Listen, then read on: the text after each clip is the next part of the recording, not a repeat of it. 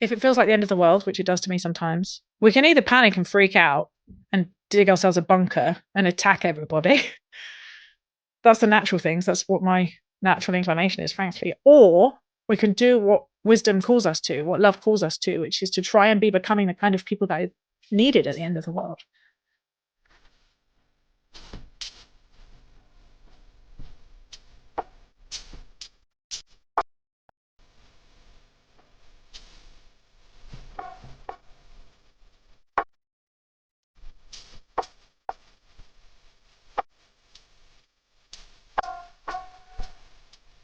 Well, greetings and welcome back. This is my first episode of my Aletheia Dialogues with Witness Bearers for 2025.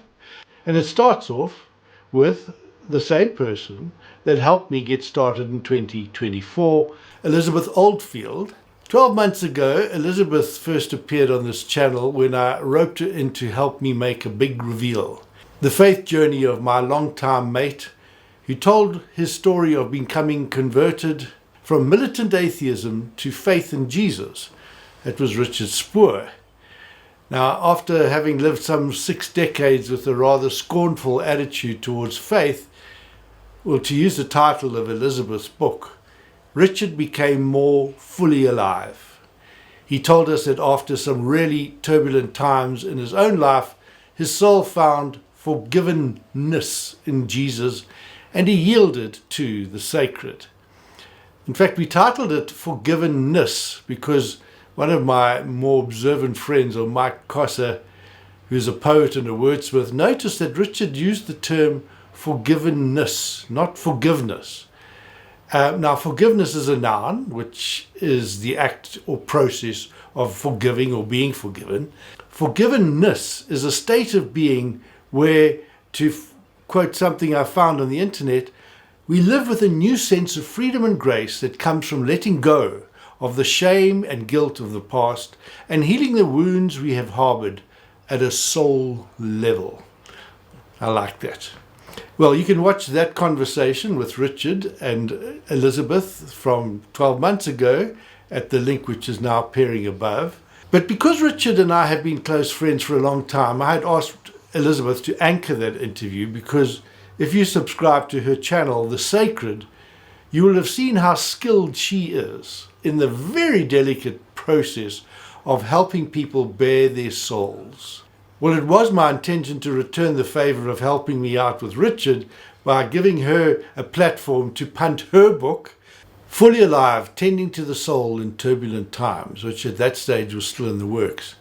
Her book was published in May last year, and she explains its gestation, which interestingly, she said she had gone and taken maternity leave with a very difficult pregnancy to give birth to her second child, and that it was quite a difficult pregnancy. She explains how it was a relief for her to escape the madness that was going on because it happened to coincide round about the same time that Donald Trump was elected for the first time in 2016 in November. Anyway, she writes in the early part of the book to explain, she said, on 9th of November, Donald Trump was elected. Definitely a good time to take some time off from the news cycle. I predicted that by the time I came back to work, the spike in polarization would have blown over and we would have remembered how to live together. I don't have to tell you that that's not what happened. My break prevented the boiling frog syndrome, where we don't notice things getting worse because it happens slowly. The difference between 2016 and my return in 2017 was stark. Contempt was in fashion. It's not that public conversations had been all kumbaya before, but it seemed any social censure for dehumanizing your opponent had gone. In fact, the more withering, rageful, and sarcastic you could be, the more you were lauded. I've always had friends from different tribes, but now I feared inviting them round for dinner together. Everyone seemed triggered all the time. I was appalled. I racked my brains for a project we could do at the think tank I was running that might help. I came to the conclusion that while we could track polarization, provide data and analysis, the most meaningful thing I could do was learn and model a countervailing approach. I started the Sacred Podcast with the aim of understanding better the various divides. I'm naturally nosy, fascinated with how people tick, but I also had bodged together a peace-building theory bubbling underneath. Well, that idea of peace-building was what really got my attention because, that's really what I feel I'm called to do. And if people watch my channel, they've seen that I'm really trying to grapple with a way of finding things that make for peace. But I was hoping to get Elizabeth last year to promote a book, but it's been quite useful to actually have given it a whole year now, because if things were turbulent this time last year, well, what's one notch above turbulent? Catastrophic, perhaps? In fact, I suggested to her that maybe in the next edition of her book, she should subtitle it Tending to the Soul in Catastrophic Times, because I don't know, I've been feeling just so disheartened about what's happened in the United States and which is the effect that it's having globally across the world. And the polarization and contempt that we thought we had transcended in South Africa after apartheid, with the advent of democracy, seems to be coming back. And I lived through those times, and I'm busy writing a book about Molly Blackburn where I'm revisiting the 80s, and I have this terrible deja vu feeling, and that President Trump is opening wounds that we thought had been healed.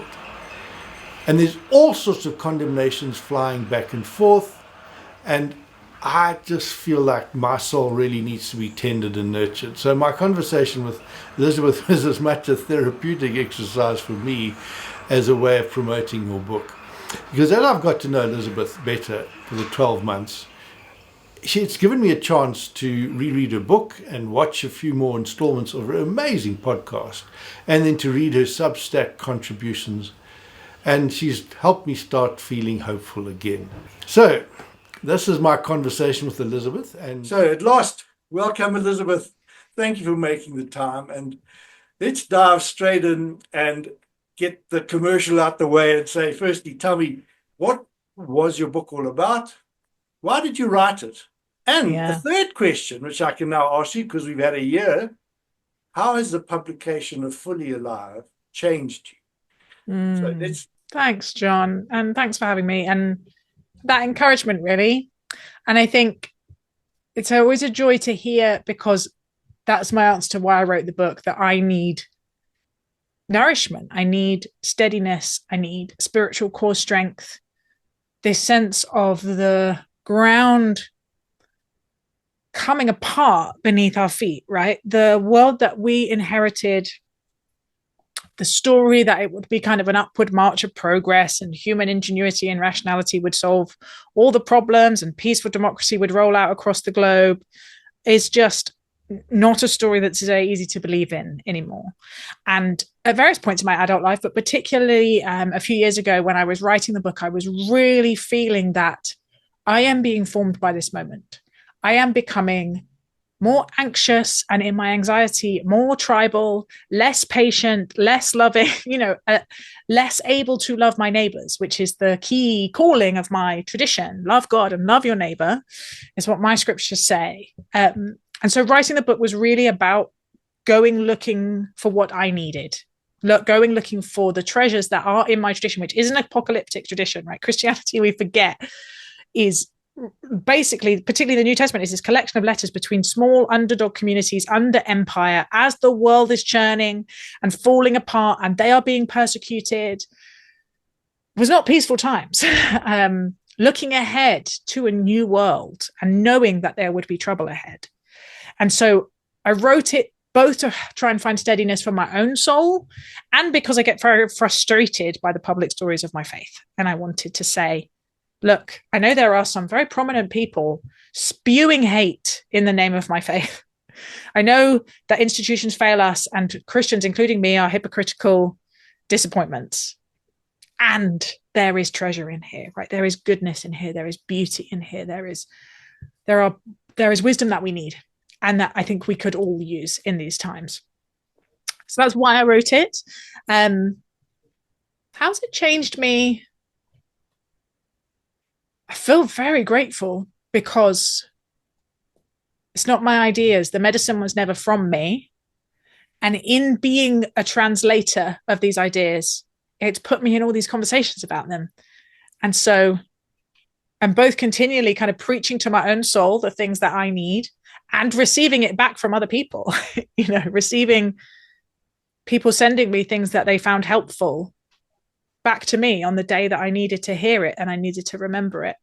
And I think I have only grown more sure of the central premise, which is, if it feels like the end of the world, which it does to me sometimes, we can either panic and freak out and dig ourselves a bunker and attack everybody. That's the natural things. That's what my natural inclination is, frankly. Or we can do what wisdom calls us to, what love calls us to, which is to try and be becoming the kind of people that is needed at the end of the world.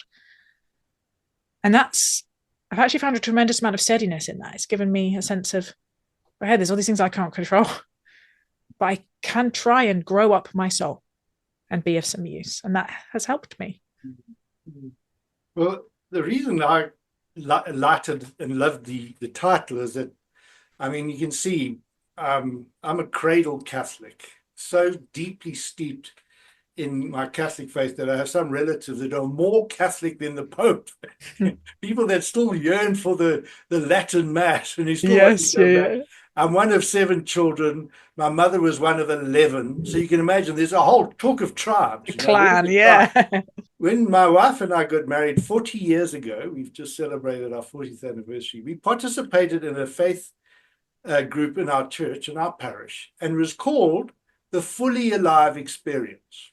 And my gosh, was that helpful, because it helped me understand my messianic complex that I had at the time growing up and my need to convert everybody and all the rest. I dusted off all the old notes that we had from 40 years ago. Wow. And saying, it was so lovely to see a young person like you with a family and doing an intentional community thing, which we had also tried 40 years ago. And to see that spirit is very much alive. So that's one reason why I think people should read this book. I have to say I was so impressed with the way you handled that debate on faith and atheism, because all my friends are just talking about it. I would also say what I really loved is that you started out saying, if we are headed into even more turbulent times, I want to be someone who is of use, not overwhelmed and panicking, but steady and hopeful, able to contribute to weaving a canopy of trust under which other people can shelter. That's what it is. And also with your podcast and your YouTube channel, I've just seen friends of mine that I've told about it. They've come under that and they're finding such great sort of encouragement of that. 3 quick things that I think are big selling points: your extraordinary humility and self-disclosure. I love there's a saying by Anthony de Mello, the Jesuit mystic, who said, "It is common to oppose a truth, but impossible to resist a story." And I love the way you wrote it as biography. And then on top of it, in a hugely risky subject, because the subject matter is that taboo issue of sin. So say a bit about the choice of the word sin, and the choice of the 7 deadly sins as the architecture for your book, because most people would run a mile ordinarily, but because it's your face and your wonderful warmth and personality, maybe you're going to hold a few of them back and say the hound of heaven is not quite so terrifying. Thank you. No, I'm a fluffy lapdog. I arrived at this kicking and screaming, really, or rather by stealth, in that I knew I wanted to write about certain themes. I wanted to write about attention and the way spiritual practices can create scaffolding for our attention. And our attention is it's so determinative of who we're becoming. I wanted to write about formation. I wanted to write a feminist defense of the Christian sexual ethic. I wanted to write about climate change and greed and avarice, all these things. And I was working with my agent on the book proposal, and she said, you need some sort of framing device for it. So I sat down and looked at all my themes, and then I went, oh no, no, no, no, no, no. Can't possibly be those seven things. And I mentioned to her in passing as like, I thought about this, but I don't, obviously that's not going to work. And she said, no, I love it. And she's not religious at all. Not And I religious. think, Yes, that was so interesting to me. He said, yeah. yeah, and I think that there is something about the seven deadly sins that are sufficiently strange and spiky and also more like a cultural meme, really. You know, there's horror films that are themed around them and ice cream ranges that are themed around them. They are both a religious concept and not a religious concept, right? And kind of interesting. We're sort of interested in the dark side in some ways.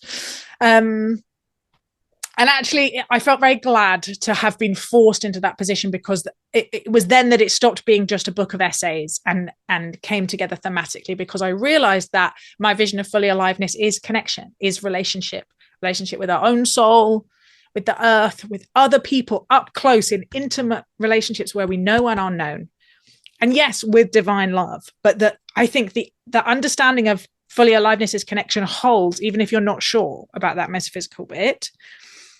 And therefore, why do we not do that, right? Why does being fully alive so difficult? Why is being a person so painful? Why do we seem to be messing things up so spectacularly? Something gets in the way, and for me, that something is disconnection, is fracture, is breaking, and that's really my definition of sin. And I use the wonderful Francis Spufford framing of sin as the human propensity to fuck things up, and it's sort of helpfully blunt and brutal. And I think there are many people in the world who don't recognize that as a dynamic in their own lives. The reason I'm laughing is that after I read that, I went to Mass and I was, we got a lovely church in Johannesburg. It's a beautiful modern church and all these people, quite a large congregation and quite modern in its liturgy. It tries to be. The priest, when he got to the penitential rite, started saying, "My brothers and sisters, to prepare ourselves to celebrate the sacred mysteries, let us call to mind our sins." And then I just burst out laughing because thanks to you, I found myself wondering what it would have sounded like if you said, "Let us call to mind our human propensity to fuck things up." And people in the pews were looking at me and saying, "This is supposed to be a solemn thing. How could you possibly do that?" But I have to say, it is the most intriguing and innovative way of putting it. And it really is, because, I mean, who of us haven't fucked things up at one level or another? But then that then brings me to what for me was just so powerful, the idea of forgiveness. And you make the point that people don't so much have a difficulty believing in God, but they have a difficulty believing in forgiveness. So say a little bit about that, because you're speaking to somebody who works with people who are experiencing severe retaliation for being blowing the whistle on corruption in South Africa, who are scapegoated, who are drawn through the thing. And I have to say, I need some of that ministry of yours to say, how do I get beyond this anger and outrage and the wanting to kind of condemn them to the deepest hell? I mean, I think it is the most offensive part of the Christian faith in lots of ways. Maybe it always has been, and I think it especially is now. The claim that no human being is beyond redemption, that we are all of us, in need of grace. We are all capable of great darkness. And that insofar as we do not act on that, it is because we have received love, right? We have received from outside of ourselves the resources to act justly and to love mercy and to walk humbly. And that really quite low view of human nature in some ways, David Zahl calls it low anthropology, sounds very austere and depressing, but bizarrely, I don't find it so. I find it relieving. I find it helps me not take myself so seriously and to be a little bit less harsh with myself and with other people, because I think it's the ridiculously absurd expectations that we have of ourselves and other people that can create that gap and that resentment and that bitterness.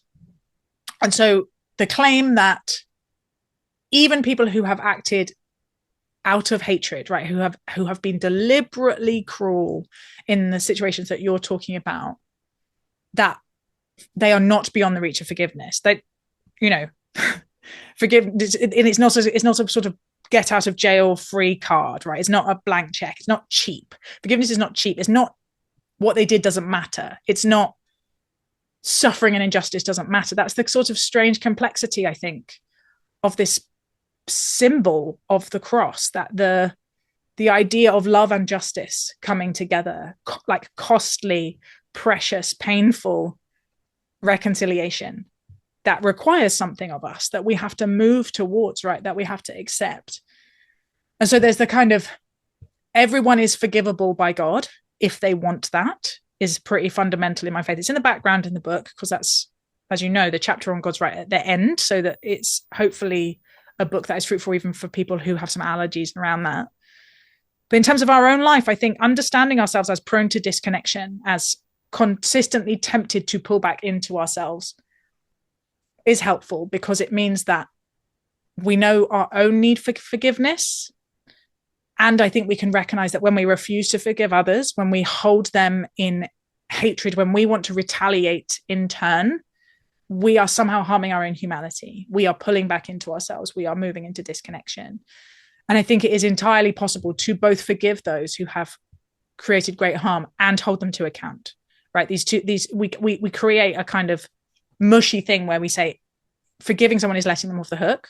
I want you to be able to forgive these people and pursue them with the full might of the law, right?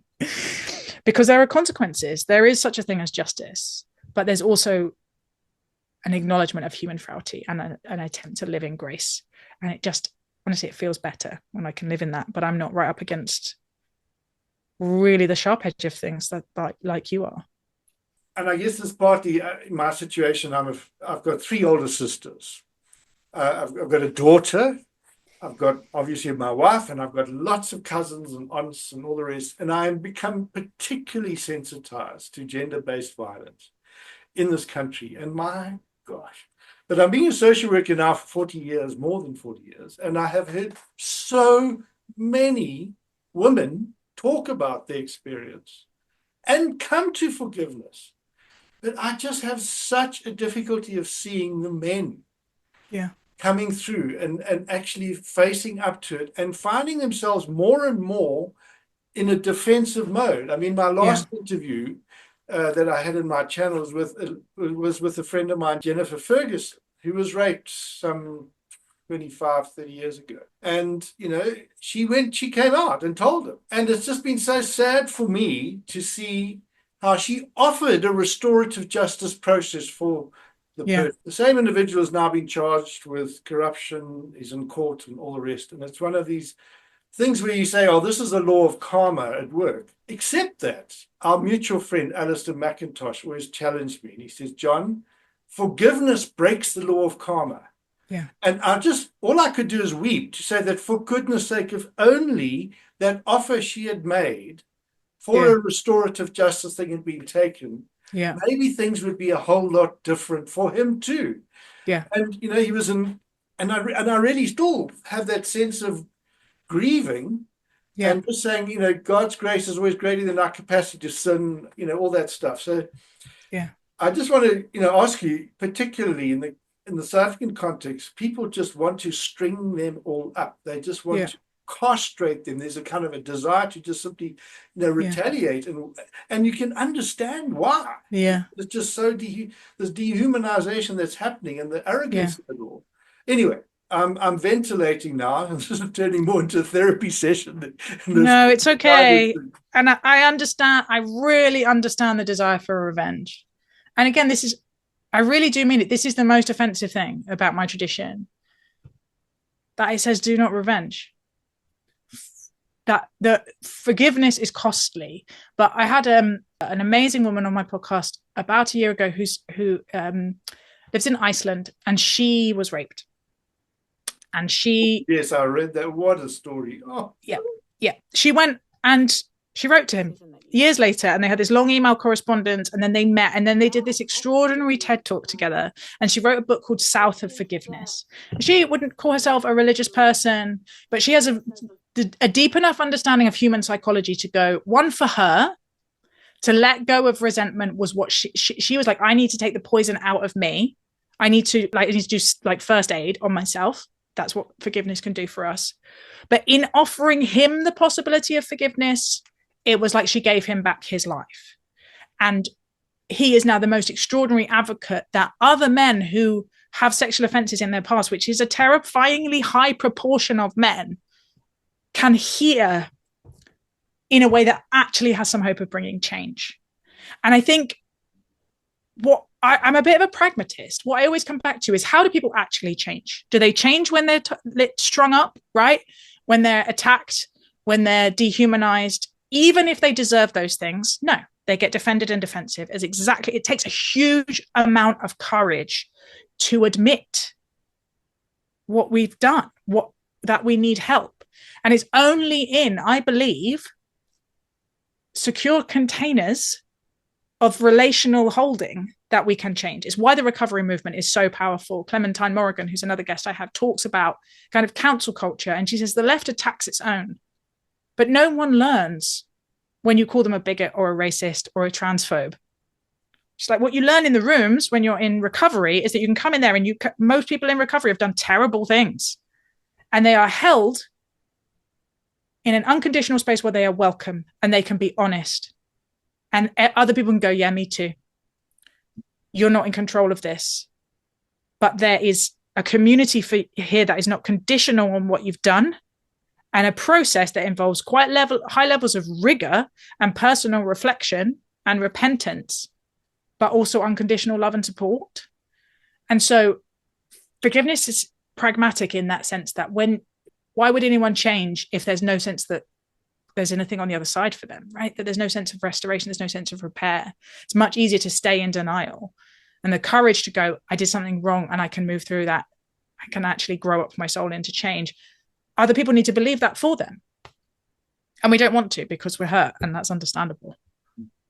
Well, thank you for reminding me of that thing. As I put a link up to that particular interview that you did, it really does spell it out in an extraordinary way. And I particularly like the way, she wasn't coming at it with a kind of a religious dogmatic approach to it at all. And in fact, in some ways, what really gets me is that it's within my own religious traditions and community, there seems to be the greatest hardness of heart.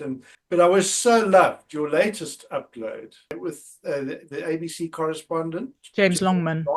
And then in researching it, I said, there's another one. You'd interviewed James Martin. And just see how reaching out to the LGBTQ community.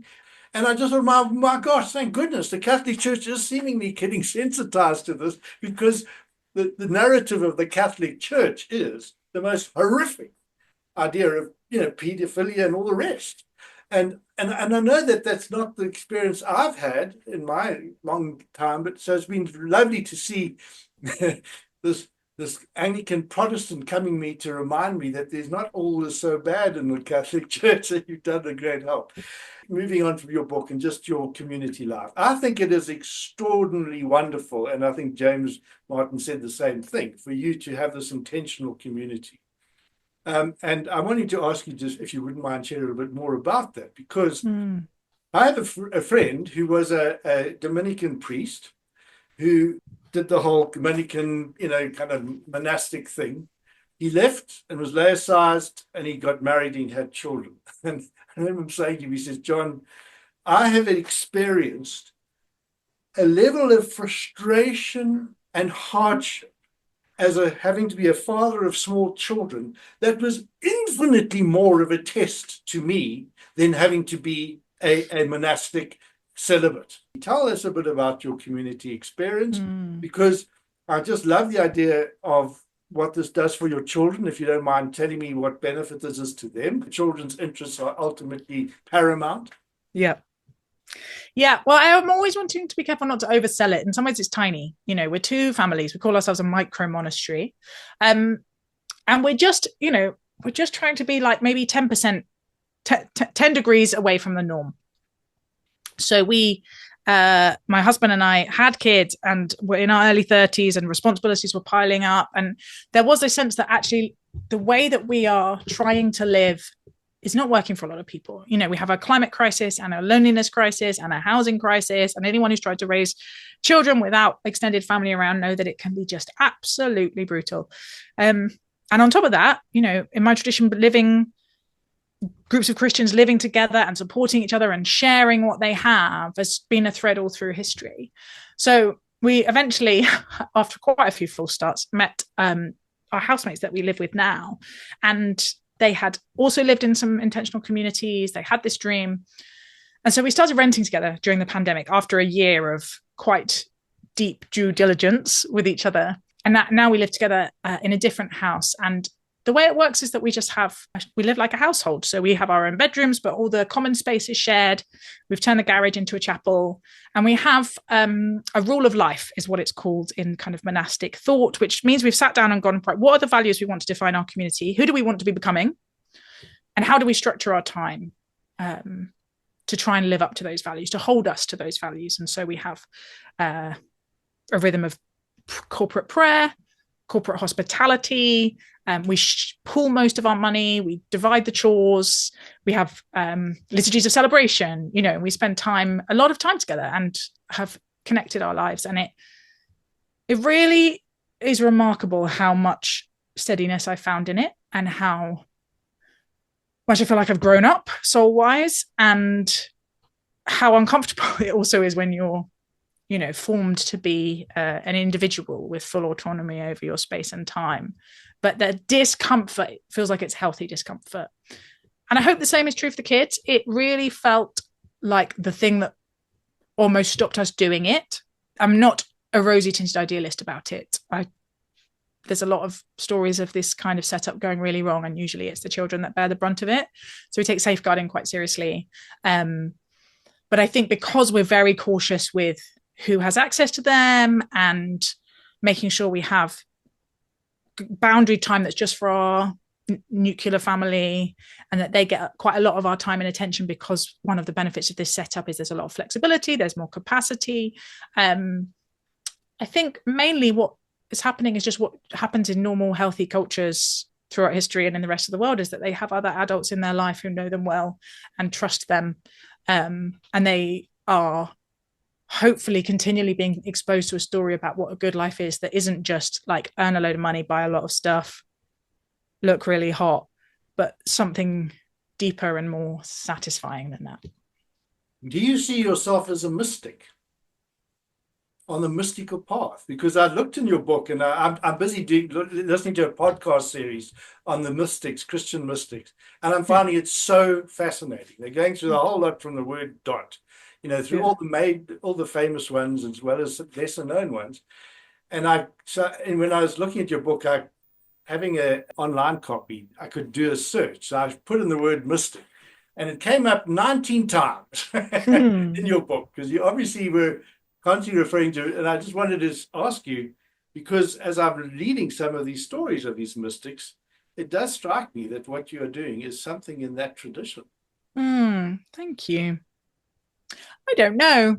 I certainly have what are commonly understood as mystical experiences, and my prayer life is quite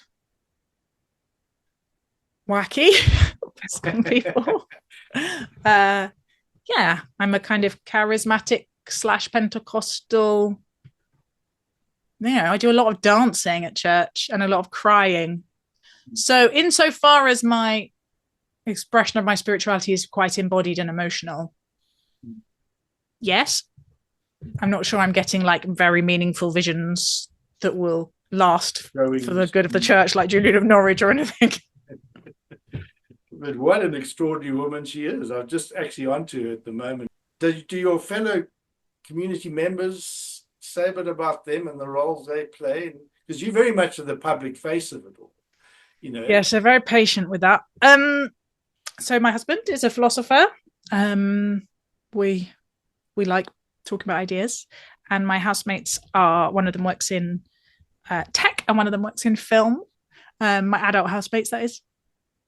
And we support each other. We sort of divvy up the chores so that people are mainly playing to their strengths.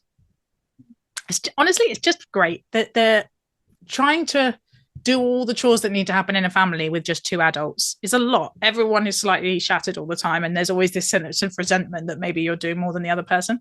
But when there's four of you, actually there's a huge sense that there's loads of stuff that I don't do because there's 3 other adults rather than 1 other adult. I never do grocery shopping, and someone else handles the budget. And, you know, that there are lots of things that get taken off your plate when there is just more capacity to go around. And I love that.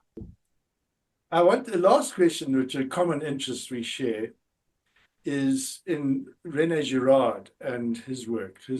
What's kind of the valuable insights you've got from René Girard's stuff?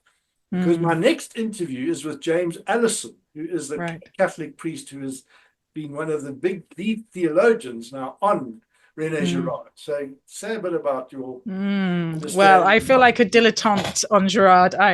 I'm far from an expert, but the concept of mimetic desire is the thing that's really stayed with me from him. This idea that we want what we want, not out of some deep, authentic desire, but because we are relational creatures. And we are, you know, this for me, theological anthropology, but I think you can substantiate it through a range of disciplines.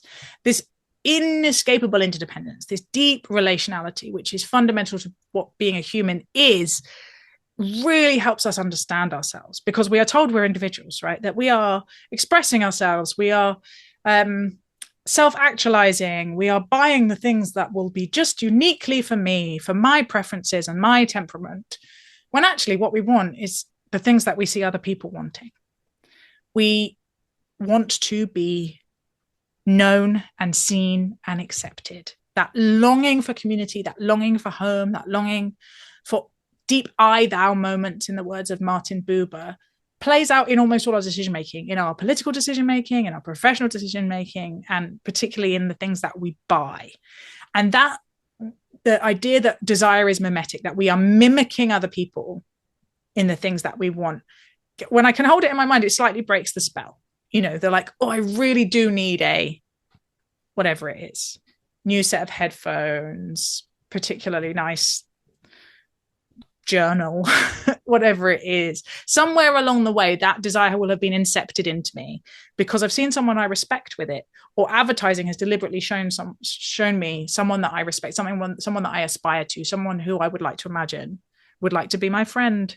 And it's this incredibly tender, ridiculous, sort of embarrassing secret of the human heart that we're all still like tiny teenagers wanting to wear the same clothes so we can fit in, even if some of us, like, you know, performatively become individuals, but we're performatively often eccentrics in the same way that we've seen other people be performative eccentrics. And so, yeah, mimetic desire is a bracing framework for understanding ourselves. I have to confess that I watch your videos and I look at you and I try and imitate you because we need those role models. Yeah. And I'm very conscious of the fact that, so I better kind of like make sure I make my sort of presentation more beautiful and all sorts of other things too, because people are going to imitate me too. And all sorts of unconscious ways, people will look to you. Paul himself said, you know, imitate me, you know, as I imitate Christ. And that for me is amazingly powerful thought. And that it doesn't need to get into a mimetic rivalry and conflict. And the particular concern I have, and this is really the last question I would have, because I know you're very committed in your community to a non-violent Christian tradition. Because I have felt a real dreadful sense that within the South African political and economic landscape, that if we frustrate people's means of finding a resolution of mimetic conflict through the courts, because of the erosion of our judiciary and our judicial system, we leave people with no alternative but to resort to take the law into their own hands and to resort to violence. Social workers are meant to, you know, prevention is better than cure. So I'm like, anxiously looking to see, well, how can we educate, infiltrate the Christian consciousness in this country, or the political consciousness, and say, folk, this undermining of the rule of law, this lawfare, this attempt to kind of basically subvert the legal process and abuse it, is ultimately going to lead to greater violence in this country. So that's the burden I have. But say a bit about your own commitment to non-violence and how that spells itself out, because look what's happening in Gaza, and South Africa's been through it. I'm busy writing a book on the life of Molly Blackburn in the 80s in South Africa. It was an extraordinary woman, who just broke the mold of being a privileged white woman. And the violence that raged in South Africa in 1985, now I'm looking at it through the Girardian lens and just seeing that this thing was an escalating runaway train that was becoming, unimaginable. And fortunately, there was the Nelson Mandela moment, the Desmond Tutu people like that were broken. But for a modern consciousness, I'm wanting to try and tell that story in a way that actually kind of makes sense. Well, again, I always feel like a bit of a fraud because these postures for me are not being tested in political violence or even in the kind of the work that you're doing. This really grew out of the rising polarization that we've been seeing in the UK and America, and I imagine where you are as well, in the run up to 2016 and since, this sense that our common life is being forced into these tribal bubbles. And you can put that down to demographic shifts. I think it's really largely down to changing information environment and hyper-personalization and filter bubbles and the way social media deliberately triggers us because that is good for advertising revenue. And so it's much more, what would it mean to resist the forces trying to push us apart? What would it mean to refuse to accept these two-dimensional portraits of people not like us? And that really drove me into the Christian nonviolent tradition and this sort of startling realization that when you read Jesus through that lens, he's doing something very interesting. The whole New Testament is Jesus crossing tribal boundaries. That's why people are so angry with him.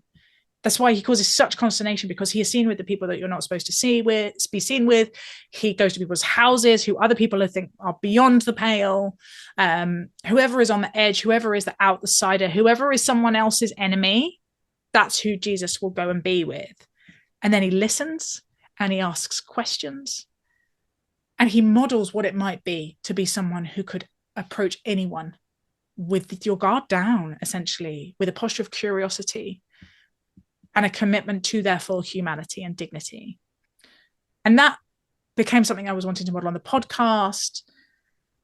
And I've been doing it now since 2017, but this posture of listening to people, even who I radically disagree with, and watching them transform before my eyes from this two-dimensional portrait of someone who I despise or don't like or feel hostile towards or cautious about, almost always into someone complex and fragile and tender and likable.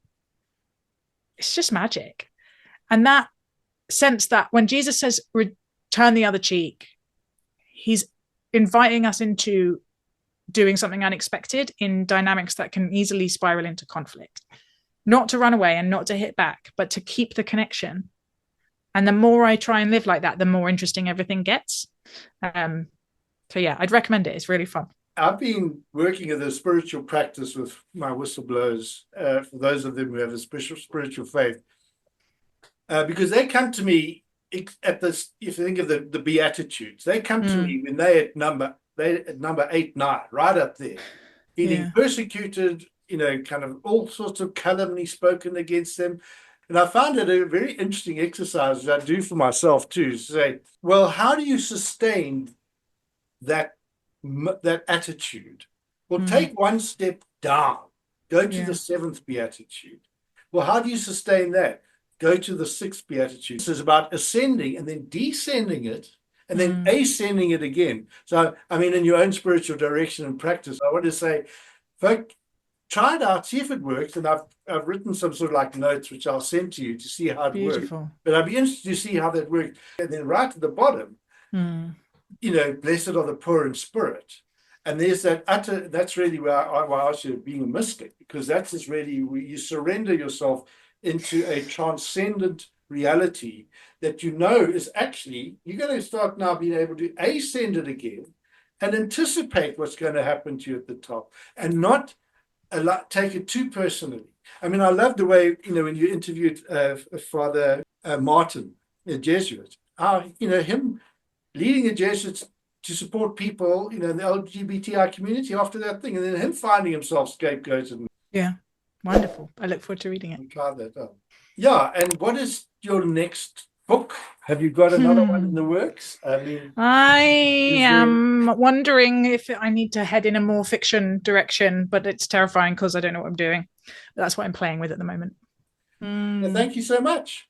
Great. Bless you, John. Have Thank a you. wonderful rest of your day. Thanks a lot. Cheers. Well, that was a real tonic for my soul to be able to go and edit that incredible dialogue and to listen to Elizabeth again and again as I was going through and refining it. So thank you so much, Elizabeth. I thought just to help bridge into the next interview that I have planned, which is with Father James Allison, I should share a couple of reflections on this conversation with Elizabeth. Firstly, on the question of mysticism, I remember asking Elizabeth if she sees herself as a mystic is a bit of a silly question, because it's by grace that some mere mortals may end up having the ecstatic experiences. But in posing that question to Elizabeth, I had in mind a famous quote by the Jesuit theologian Karl Rahner, who said, "The Christian of the future will be a mystic or will not exist at all." Now, I mentioned I was binging on a podcast series around the mystics, and it was happening simultaneous for both my prepping and now in the week of editing. I've been listening to one after the other, and I want to say something about that podcast because I've learned so much from it. So I want to give it a bit of a plug. It's an enterprise by the Yale University Professor of History and Religious Studies, Dr. Carlos Eyre, and it's hosted with a fellow, in fact, Cuban refugee, Alberto de la Cruz. And the two of them do an incredibly good job of helping to bring us up to date and to deepen our insight into not just mysticism, but church history, the context of how these phenomenon emerged and how these people were able to rise to the particular challenges of their age and have now been recognized as being people that have been helped us kind of, in a sense, give us something as a human species to be proud about, in contrast to all the villains and the terrible kind of abuses that have happened in the past. Well, one of the key things I learned from Dr. Eyre is that the predisposition to becoming a mystic is to seek understanding from the affections, the emotional, the heart level. Well, Elizabeth and her fellow micro-monastics, I'm sure, are all very much that.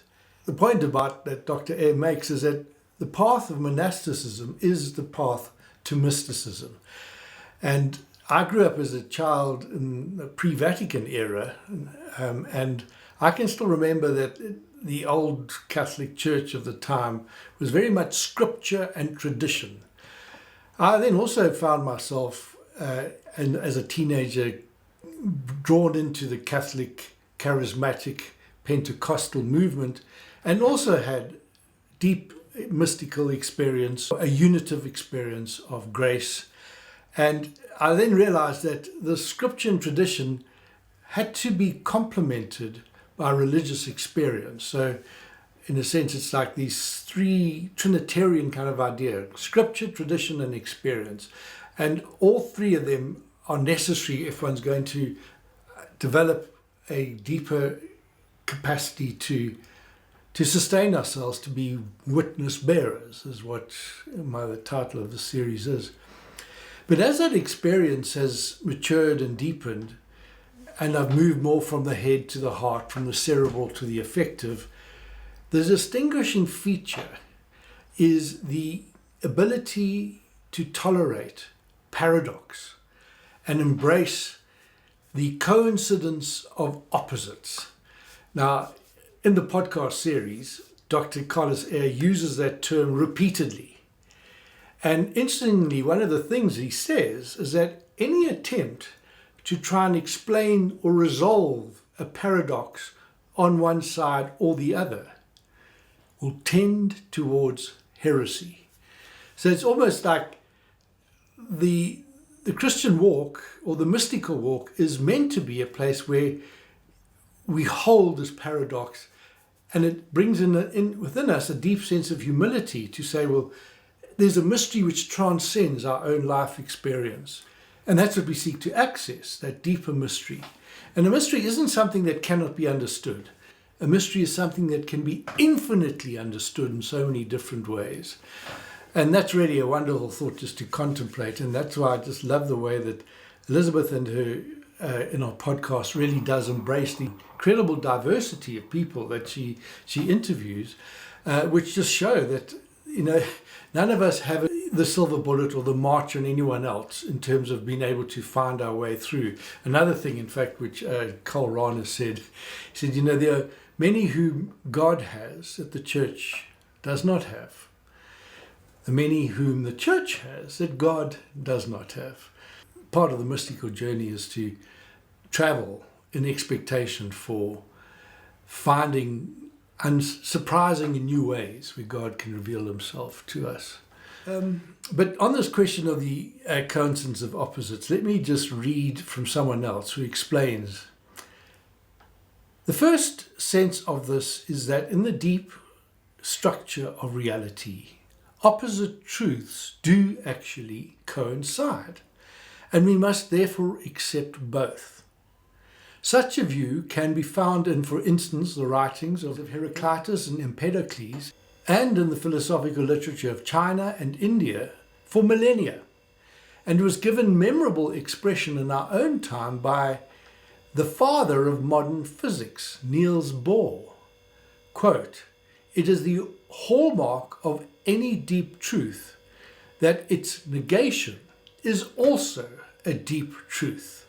Well, that quote comes from a book written by the neuropsychiatrist Dr. Ian McGilchrist. It's titled The Matter with Things, Our Brains, Our Delusions, and the Unmaking of the World. Now, his earlier book, The Master and His Emissary, was subtitled The Divided Brain and the Making of the Western World. Now, that was published in 2009. His most recent book is now about the unmaking of that world. The thesis of Ian's first book is that the right brain is the master, the left brain is the emissary. Together they work beautifully, but so often the left brain will tend to assert its view of reality as being the only correct one and go off and make complex situations infinitely more complex. Now here's the thing. When Elizabeth interviewed Dr. McGilchrist a year or so ago, he explained this whole dual hemisphere hypothesis of the brain and his deep concern about the fact that our modern world tends to be managed and developed and directed and led by people who have basically lobotomized the right hemispheres and are only working out of a left hemisphere logic. The real serendipity here is that at the end of Elizabeth's interview with Ian, she asks for further thoughts and sounds a concern that there's a risk of perhaps trying to use the left hemisphere's reductionist, inanimate way of reasoning to try and explain a right hemisphere intuition. She says, maybe we've just got to live it, which seems to me to be exactly what Elizabeth's micro-monastery is all about. They're just trying to live it. So they are emissaries in service of the master. So what I understood behind Elizabeth's question is a caution. Don't try to distill the right hemisphere's sacred mystical consciousness into a left hemisphere way of doing things. Because if you do so, you are just going to fuck things up. Now, in terms of Christianity, we denature the incarnation of Christ in Jesus when we try to use power, institutional, political, or populist power. It's only through the agency of the Holy Spirit as third member of the Blessed Trinity that we are actually able to move mountains. Gaza is not going to be rebuilt, and the mountain's not going to be removed by might or by power, but by my spirit, says the Lord. So people are looking for a recipe or formula of how we're going to engage with the complexities of our modern world. I think it's just folly to think that it's going to be by power. So I leave that thought to ponder.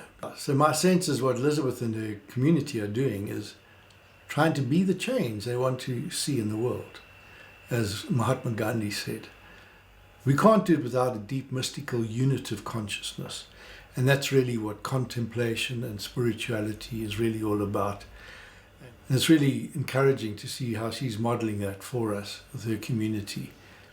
Well, finally, Elizabeth very helpfully explained how René Girard's idea of mimesis and mimetic desire helped shed light on the consumer culture that simply does not satisfy.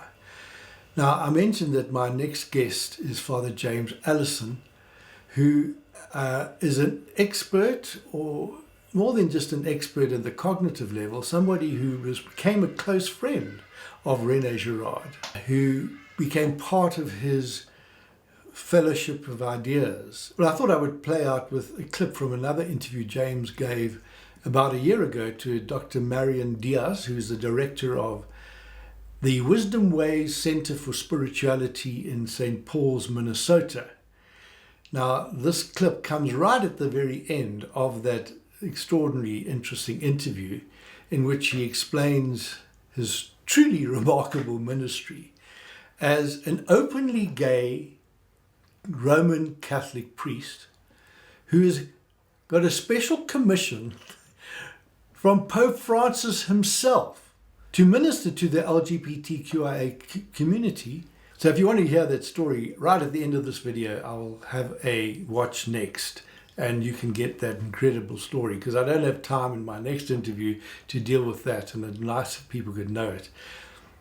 It follows logically on my conversation with Elizabeth, because what I didn't manage to get to talking about with her is a problem that the Christian church has caused by what's known as substitutionary atonement theology, which, if some people have trouble with coming to belief in the God that we serve, you can understand why.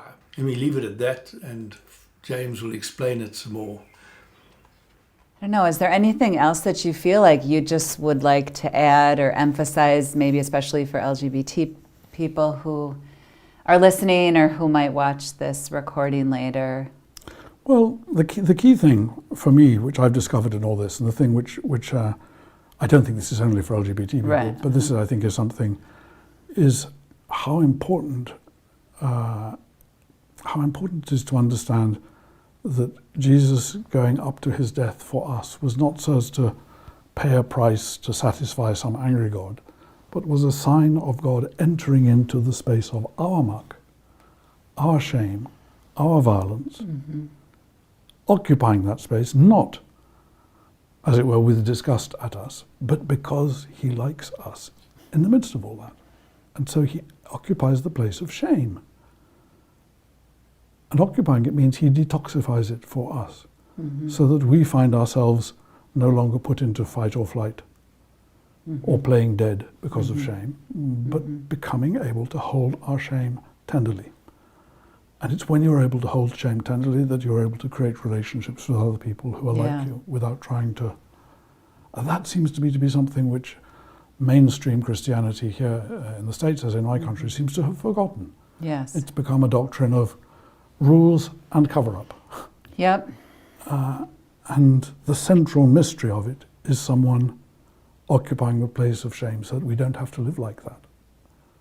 So we are no longer run by shame, and therefore begin to be able to take responsibility for our various forms of screwed upness. Yep. Not because now you must behave, but because now you can discover what you're really about and where you might really find yourself doing something interesting. And wouldn't it be great to have a pneumatology based on that, or the work of the Holy Spirit based exactly on that? That's to me what it Yes, that's exactly would be. So that's what I That can. propose and what I'd like to leave with people is Lovely. thinking of, if you think of Jesus in the Eucharist, what is Jesus doing? He's enabling the reenactment of that to be made alive for us, so that we can take it on board and become it as a body for other people. That seems an adventure worth pursuing.